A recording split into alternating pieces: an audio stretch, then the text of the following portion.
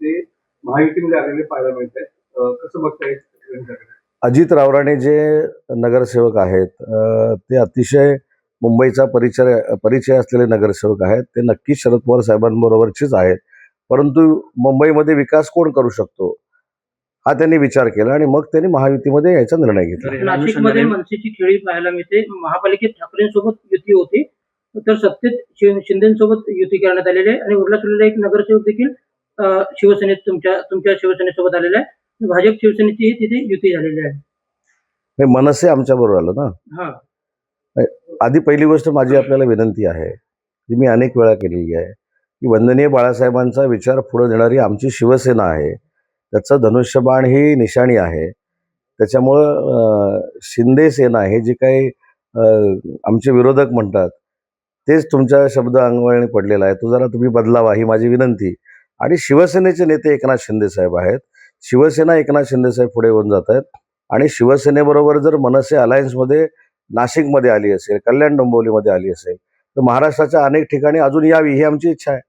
रोहित पवारांनी 9 तारखेला सांगितलं की 9 तारखेला आपण जो विमान अपघात झाला त्याच्याबद्दल स्पष्टीकरण पत्रकार परिषद देऊन आता रोहितजींकडे काय त्या अपघाताबाबत जे आहे हे मला खरोखरच कल्पना नाही. पण मी एक कार्यकर्ता म्हणून सांगतो आणि गेली 25-26 वर्ष मी देखील महाराष्ट्राच्या राजकारणामध्ये आहे.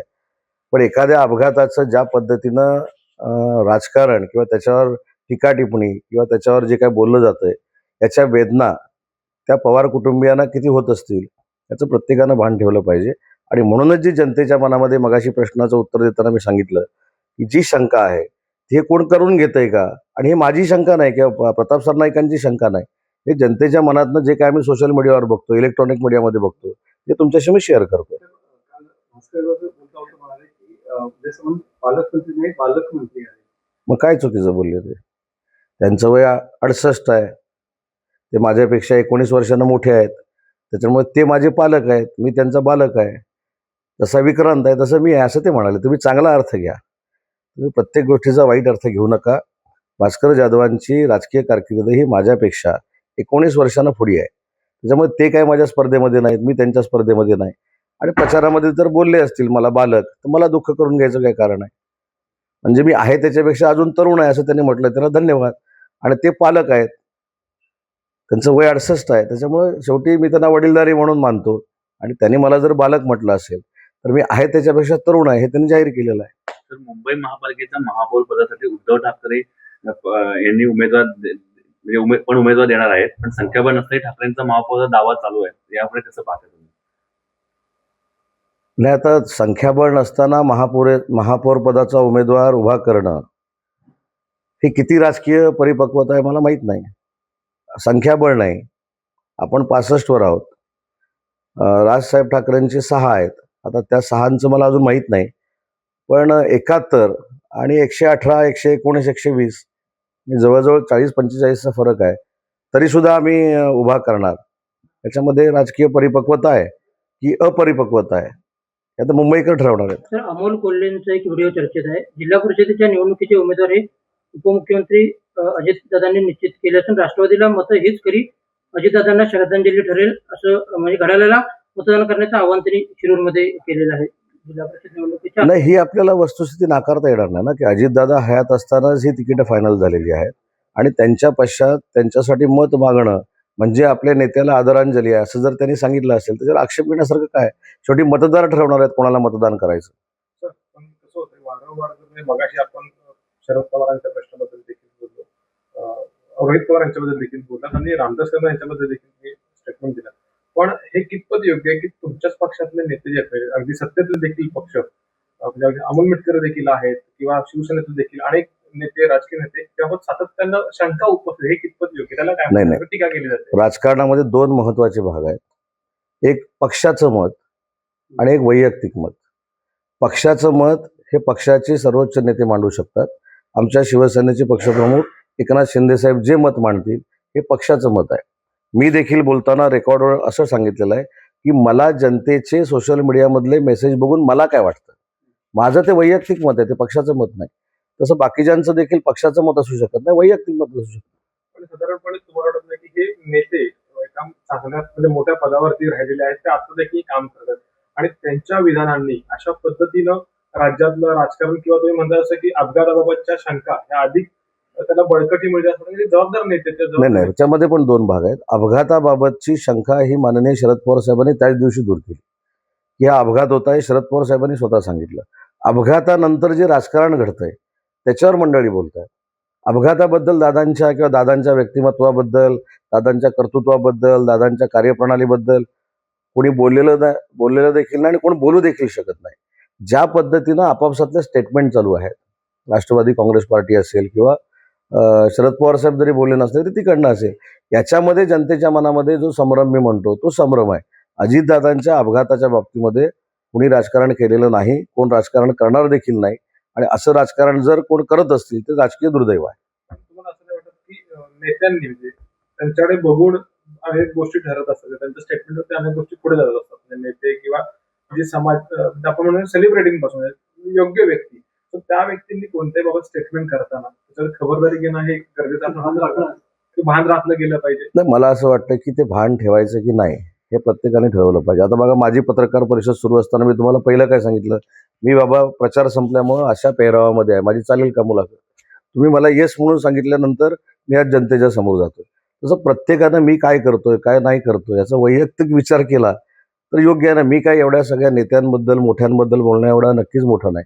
प्रत्येकानं प्रत्येकाचा वैयक्तिक विचार करून बोललं पाहिजे, ही माझी भूमिका आहे. अर्थात आतापर्यंत विरोधातले टीका करत होते, पण आता माहिती पक्षातलेच नेते रामदास कदम यांनी टीका केलेली आहे. म्हणजे अगदी त्यांनी सुनील तटकरेंना लक्ष करत म्हटलेलं आहे की सुनील तटकरे विश्वासघाती आहेत किंवा जर 10 दिवस थांबले असते तर काही फरक पडला नसता का, किंवा अगदी शरद पवार पक्षात ताबा घेतील या भीतीने या सर्व घडामोडी केल्या असं म्हणत त्यांनी थेट सुनील तटकरेंना लक्ष केलं.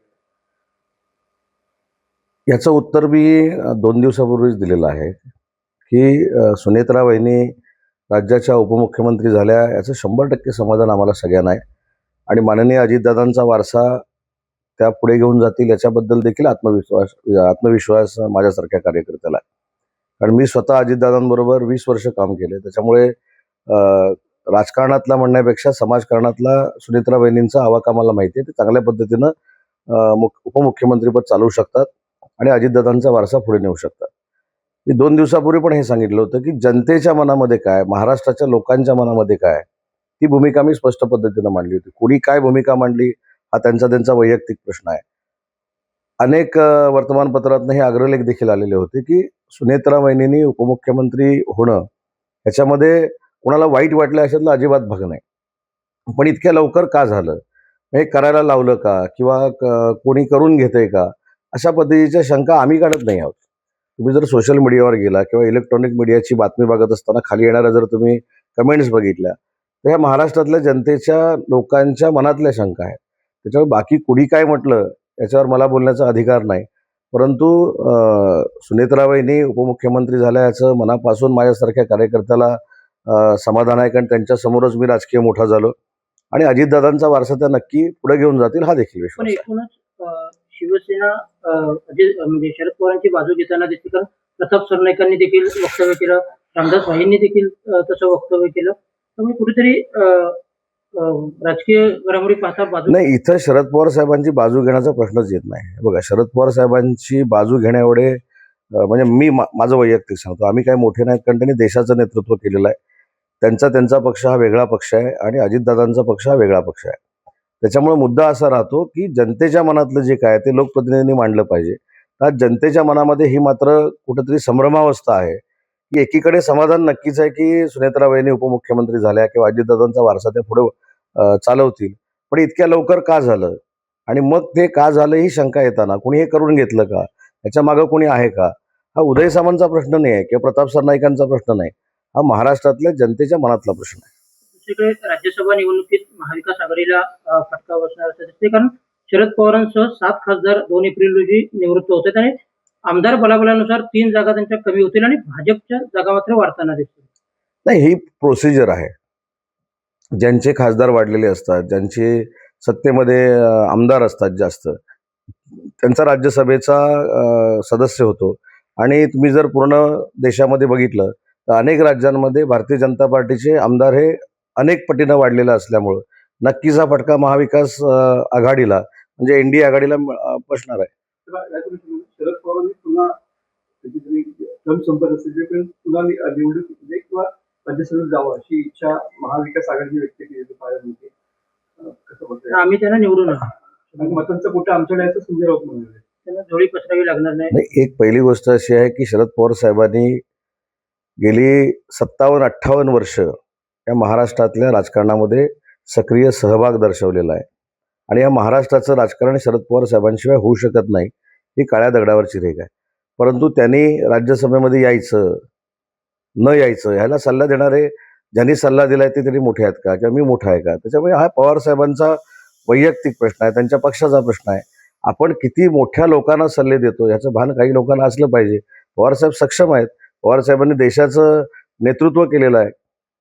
पंतप्रधान होता होता पवारसाहेब राहिलेले आहेत. अशा व्यक्तीला आपण काय करावं हे सांगणं एवढं तर मी नक्की, बाकी कोणी मोठं असू शकतं पण मी तर नक्की मोठा नाही. तर मुंबई महापालिकेचं भास्कर जाधव आणि रामदास कदम यांच्यातले वाद पुण्याच्या प्रवासात त्यावेळी पाहायला मिळाले.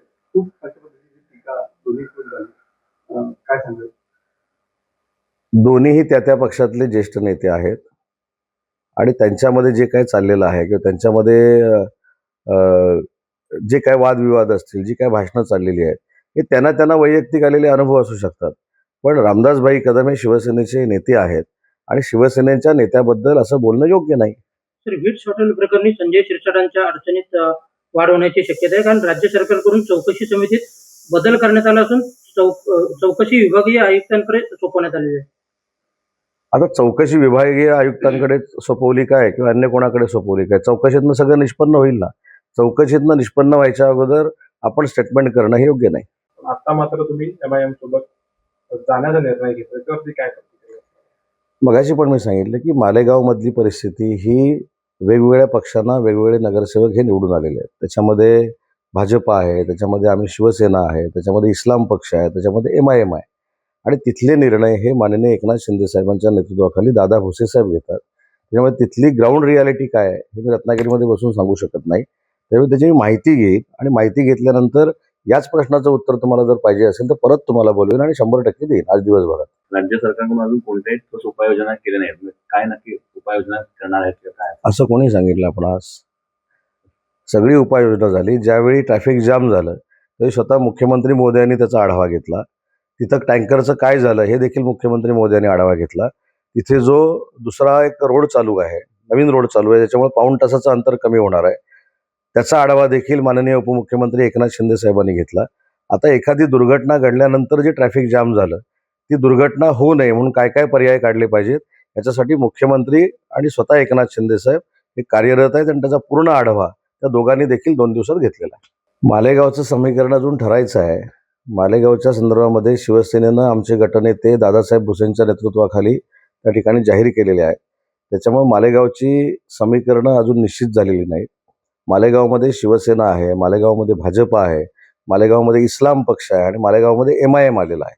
त्याच्यामुळे तिथली आत्ताची ग्रासरूटची परिस्थिती काय आहे किंवा मतदारांची परिस्थिती काय आहे ही मला माहिती नाही. तिथं सगळं दादा भुसे साहेबांच्या नेतृत्वाखाली शिवसेनेमधली यंत्रणा राबते. त्याच्यामुळे दादा भुसे साहेब माननीय एकनाथ शिंदे साहेबांची चर्चा करून योग्य तो निर्णय घेतील.